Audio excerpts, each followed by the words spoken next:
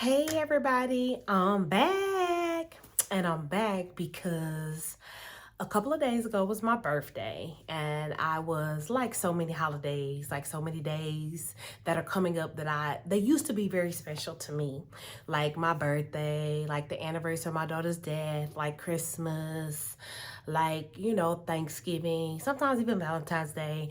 All of those days I'm not always feeling them because I don't have my daughter. My daughter was killed in a car accident in 2012. So some days I'm just like, I feel cheated. I feel like I didn't get something was taken from me. And like I was telling you, often I feel like my daughter being killed in a car accident was almost like a punishment to me. Like, what have I done to deserve this? Why did God take her? I felt like I was a really good mom. I felt like I took really good care of her. I talk to my kids every day. So I feel like, why are you taking my child? Because I know people that, don't talk to their kids. They don't have a relationship with their kids. They don't have a good relationship with them. But, part of me, sometimes I get in my flesh and I'm angry about that, so I feel some type of way. And and a lot of days before the holidays, I get so upset because I'm just feeling like, why did I get another birthday and my daughter only got 17 years? I feel like, did she serve her purpose in 17 years and I have not served mine in 49 years? So you start to question yourself. You start to question things. You question God, even though I know you have your Christians that say, oh, you never question God. Well, you know what? If you ain't never questioned God, that's because you ain't had nothing bad enough happen to you.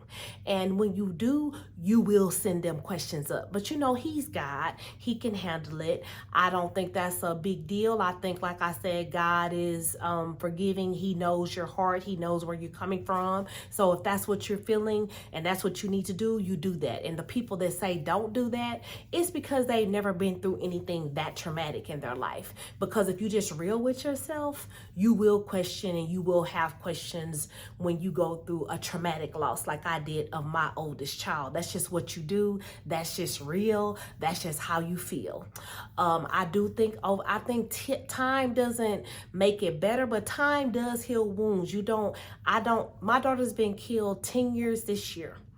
And what I can say is what I feel this year is not what I felt 10 years ago. So I have gotten better over time. I'm not the same. I will never be the same. I go through my feelings. It's like a roller coaster. I feel like sometimes I'm on a high and then I have a big fall. I'm from Texas. Have y'all ever rode the Titan? You know how when you stand in line and you sitting there and you be like, oh, I'm gonna get on. Then you sit in your seat and you're like, what am I thinking? What am I thinking? And then you go up to that really high and they drop you down and it's just something falls in your stomach. I feel like grief is a lot like that. You have your times where you're up, times where you're down. It's like highs and lows and they come and they go. But I do think as time goes on, you get respites in your grief, meaning that the times are longer that you feel those really, really bad feelings or have those really, really bad days. They're not as close together. It's not as many of them. And sometimes when they're not as close together and it's not as many of them, you feel guilty. And you feel guilty because now I'm like, why am I happy and I don't have my child? Why am I feeling so good? You feel guilty about feeling good about what you've done. Sometimes I'm mad at Ebony because, Ebony had went to school. We had dropped her off at college, and sometimes she was doing things that she was not following the rules. She had went to see her boyfriend, and she was at Prairie View, which is in Prairie View, Texas. Her little boyfriend or friend guy was in Austin. She was not supposed to be driving her car to Austin. She drove her car to Austin, and on her way back home, Ebony was in an accident. People have asked me over and over again, was drugs in her car? No, drugs were not in her car. She was the only one in her car. There were 8 people in the accident. She was the only one injured. So those types of things. And I keep saying I'm gonna go pull her police report so I can get the facts totally right. But that's basically what the deal was. But people have all these questions about what happened, what went wrong, what I do believe when it's your day, it's your day.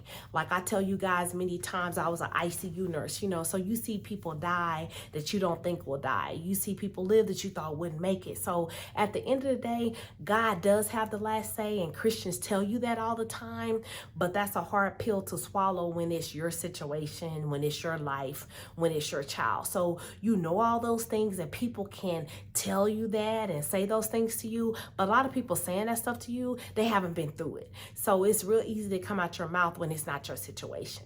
But what I can say is most days I'm positive. I did end up having a awesome birthday. I ended up going to got my nails done. Y'all can see my nails. Purple is my favorite color. I got my hair done. I went and got my feet done. So I tried to do all these things to feel better the day before. I still didn't really feel good even the day before. My husband tried to take me out, and I was like, no, I don't want to go nowhere. I don't want to do nothing. Which, you know, he's like, well, why are you mad at me? Why don't you want me to take you nowhere? You know why? And I'm like, dude, it's not about you. It's not even about you. I'm just not feeling it today. I'm missing my child. I want to be around my child. I'm not feeling it today. So just, if you want to take me somewhere, fine. If you don't, that's fine too. That's kind of what I told my husband. And he, being the great person that he is, he still scheduled a date anyway on the day before my birthday. So he took me out to dinner. He bought me a massage. He bought me flowers. So that all helped. And what I'm saying all that to say that sometimes even when you're not feeling it, let people be nice to you.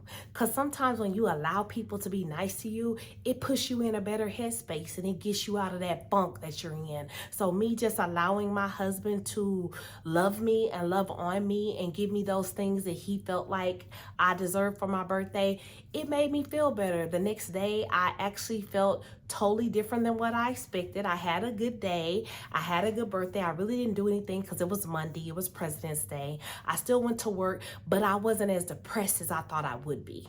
And that's what I have found over the years, that sometimes even though I'm anticipating all of these feelings, and then when the time gets there, I feel nothing like I thought I was going to feel. I'm actually okay when the day gets here. And I just have to say that even when I'm feeling like I try to be positive.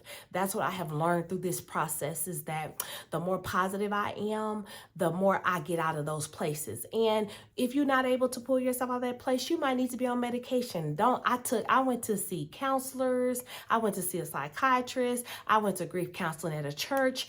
I prayed for a year, because I got all these people. Pray, ask God to help you do this. That did not help me. The first year of my grief, that did not help me. All the stuff I did not help.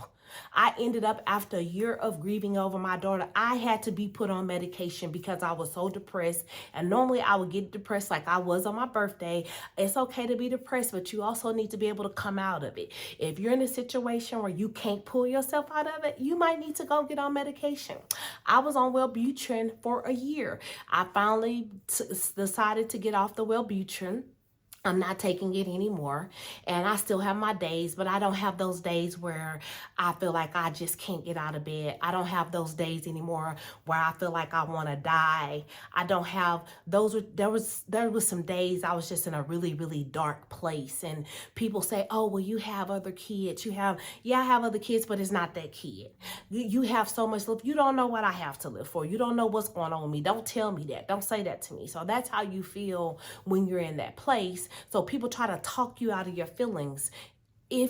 One thing I have learned throughout this process is let people feel what they feel. You do not get a right to tell me how I'm supposed to feel that day. So even though you feel that way, those are my feelings and they're valid. So you have to be able to feel all the stuff that you're feeling, and you have to have somebody that you're comfortable enough to share all of those feelings with, so you can get to a place where you are able to get over it and you are able to move on and you are able to get in a better headspace. And even when you get in that headspace, you still have those dark days where you go there, where you just don't feel like yourself. So I'm saying, again, I'm back, and stay encouraged. It does get better over time. Life is never the same. It never will be, because everything is different for you now.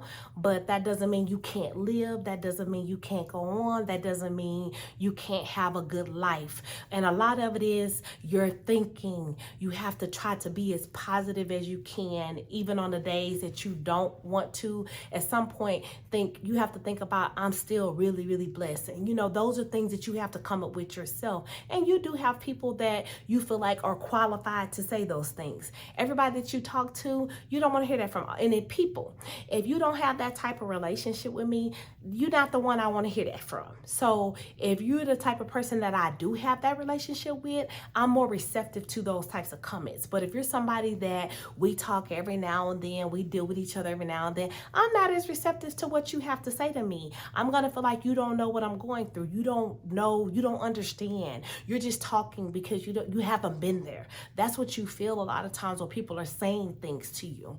But I'm going to tell you, from me to you, that I have lost my grandmother. I have lost my dad. I have lost cousins. I have lost aunts. But no loss to me was like the loss of my child.